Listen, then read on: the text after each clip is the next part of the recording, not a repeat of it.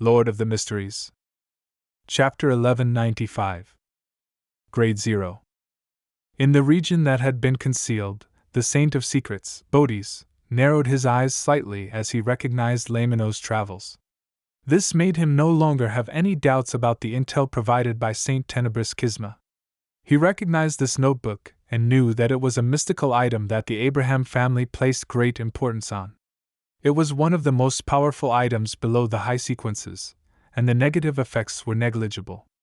Back when I was a mid-sequence beyonder, I had yearned for this notebook so much. In the end, the Abraham family was wary of me and didn't place any importance on my needs at all. Now, have they learned their lesson? This woman shouldn't be a descendant of the Abraham family. Otherwise, she wouldn't have gone around searching for the cursed item of an ancient wraith. Bodis muttered inwardly as his expression gradually turned grim, showing hints of a cruel fervor. After observing his surroundings for a while, he carefully reached into his black robe's pocket. The pocket seemed to contain a vast space as Saint of Secrets Bodis dragged out a 3-layered jewelry box from within. This jewelry box wasn't tiny, making it difficult to hold it with one hand. It was mainly silver-black in color, and its surface was covered with exquisite decorations. There were rubies, emeralds, sapphires, and diamonds embedded in it, making it look rather luxurious. As he held the jewelry box in his hands, there was a hint of panic and fear in his expression. It was as if he was facing the abyss or listening to an evil god's ravings. The gathering continued as usual. Furs put away Lamino's travels and focused on listening to the participants, as though she was seeking some answers. During this process, she would occasionally ask questions, using gold pounds and spiritual materials as payment. However, she didn't receive any effective answers. Gradually, the Beyonder gathering came to an end. The host arranged for the different participants to leave from different exits. Soon, only Furs and a few other Beyonders were left in the room. After receiving the signal of the host, Furs stood up and resisted the urge to stretch herself as she walked towards the side door. At this moment, she realized that her body had stiffened. Her head could barely turn, but it felt like she was a toy that had its torsion spring wound up. From the corner of her eye, she saw that the grayish-white walls had turned silvery black in an instant. They were covered in granules, as though they were made of metal. The remaining participants and the host had their skin lose the luster that it should have possessed. Their eyes were dull, their movements mechanical, as though they were large dolls. In the concealed area, Bodis had opened the jewelry box at some point in time. The interior of its top layer wasn't exquisite enough, but it had completely restored the scene of the room. In the room, there were chairs and long tables scattered haphazardly. There were a few palm-sized puppets sitting or standing, as though they were trying to simulate reality. Among these people, the person standing was wearing a hooded robe. The shape of her chin was beautiful and her lips were plump and red. It was none other than Furs. She and the remaining Beyonders, together with the gathering's host, had silently become toys. They had been taken into the highest layer of the jewelry box. The room that connected in the external world was only left with grayish-white walls, nothing else. The corners of Bodis's lips curled up bit by bit. With his right hand, he closed the lid of the jewelry box. In just a single breath, he had magically controlled his target. This silver-black, 3-layered jewelry box was the Grade 0 sealed artifact that he had snatched from the Abraham family.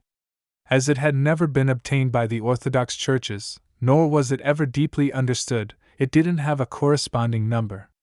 According to what Bodis knew, this jewelry box originated from an Abraham family angel from the 4th epoch.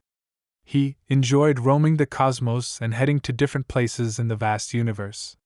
However, once, when he returned to his family to rest, he died silently in his palace.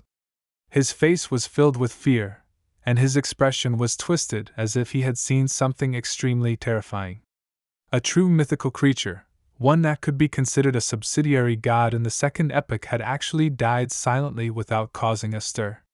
The death was extremely bizarre. The Beyonder characteristic he left behind combined with his corpse, forming the jewelry box, that was quite different from the other kind of sealed artifacts. And back then, Mr. Dorr, Bethel Abraham, not only didn't attempt to shatter it and restore it to a pure beyonder characteristic, he had even given it a rather strange name. Box of the Great Old Ones. The first level of the Box of the Great Old Ones could turn the target's location into toys and switch locations with its interior. Bodies had used this trait to easily achieve his goal. The second level of the Box of the Great Old Ones recorded different locations. Once it was released, the holder and the living beings within its effective range would head directly to the corresponding region. They would then wander around the cosmos like the angel from the Abraham family back then, exploring the universe. As for what was on the third level of the Box of the Great Old Ones, Bodies knew about it but didn't dare to think about it. It was just like how he usually didn't dare come into contact with this Grade 0 sealed artifact. Smack! After closing the lid of the Box of the Great Old Ones, he grabbed the mirror that was embedded in the transparent vortex that was suspended in midair with his right hand. Once a certain area was concealed, a secret sorcerer had to use the corresponding door, or directly remove the concealment, to exit. Bodies had chosen the latter method because it was the easiest and fastest method. The shadows stirred, and the area that disappeared returned to the real world. The room was finally complete. Bodies didn't stay any longer. Without even looking at his surroundings, he made his body rapidly fade away. He held the many-gemmed, silver-black Box of the Great Old Ones as the colors saturated and overlapped with each other. He traversed the spirit world, which was filled with strange creatures, towards his designated location. In a few seconds he walked out of the void, attempting to enter the ruins of the Battle of the Gods by crossing the huge chasm that split the seas. At this moment, the Bodhi stopped in midair. His eyes narrowed and his eyes instantly turned dark, dotted with countless points of resplendence. It was like the cosmos had been reflected in his eyes. The gravel, formed by the stars, spun rapidly, causing the cracks at the bottom of the sea to rapidly turn incorporeal, causing everything in front of him to shrink and condense into a wavering orange flame. This flame extended from the tip of a matchstick as it was extinguished. Everything that Bodies had experienced after removing the concealed space was an illusion. He remained rooted to the ground. And the source of this illusion was the burning matchstick. The matchstick was held by a fair-skinned palm, and the owner of the hand was a woman wearing a purple-patterned black robe and a hood. She was sitting on a carriage that was halfway through the wall, formed from a gigantic pumpkin. Pulling the carriage were a bunch of gray rats. This was none other than Katla, but her appearance, image, and bearing had changed. This was the power she gained from the magic of Cinderella. The core beyonder power of the Mystery Prior Pathways sequence for mysticologists was called mystical reenactment, fully expressing the saying, knowledge is power.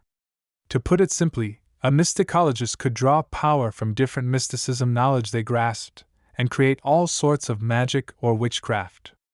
As for the corresponding mysticism knowledge, the less that was known by others and the less it spread, the more powerful the spells became. The contrary could also be established. Once some knowledge and legends were known to many and no longer mysterious, the magic or witchcraft created by drawing on its powers would become almost ineffective. Katla had no idea why the queen could create all kinds of magical powers that were rich in magical colors from the private fairy tales that Emperor Roselle had told her, but that didn't hinder her learning and usage of them. After all, she had heard of those fairy tales from Queen Mystic. The magic she had used it to temporarily transform and disguise herself was called Cinderella. The magic that threw Saint of Secrets Bodies into an illusion was the Little Match Girl. With that, she had used it to stop the other party from teleporting away, creating an opportunity for the battle that would follow. Just as Bodies had extricated himself from the hallucination, the Cinderella, who was sitting in the pumpkin carriage, placed her foot on the ground and spread out her arms, causing a huge cross to appear behind her. As for Katla, she seemed to be carrying an illusory object. In the empty room, candlelights lit up, one after another, illuminating a long table covered with flesh and blood. Around the long table were three extremely blurry figures holding the globs of flesh as they constantly devoured the food. As if sensing something, the three figures turned their heads at the same time and looked at Bodhi's. This saint of secrets' heart raced as he felt a chill rush out from deep within his soul. He then heard illusory gnawing, chewing, and digesting sounds.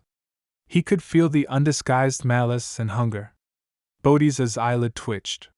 He hurriedly lowered his head and cast his gaze at the box of the great old ones in his hand. The silver-black box had opened itself without him realizing it at some point in time. The magic that Katla used was called the Feast of Betrayal. It stemmed from the mysticism knowledge she learned of the ancient sun god's death from the Tarot Club. Its purpose was to temporarily awaken or imbue the target with intelligence, allowing them to commit a betrayal. Without a doubt, the effects of encountering a sealed artifact that was filled with malice towards the owner would be excellent. However, if not for the fact that she had obtained the protection of Mr. Fool at every gathering they monitored, Katla wouldn't have dared to use this magic. Once the three main leads of the betrayal feast sensed it, she would definitely die for obscure reasons. She wouldn't be able to resist her death, and would die an abnormally horrifying death. Therefore, mysticologists were definitely individuals with high risk.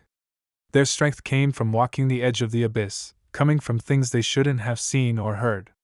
In comparison, Queen Mystic, who could create magic from her father's private fairy tales, was much safer than other mysticologists at the same tier.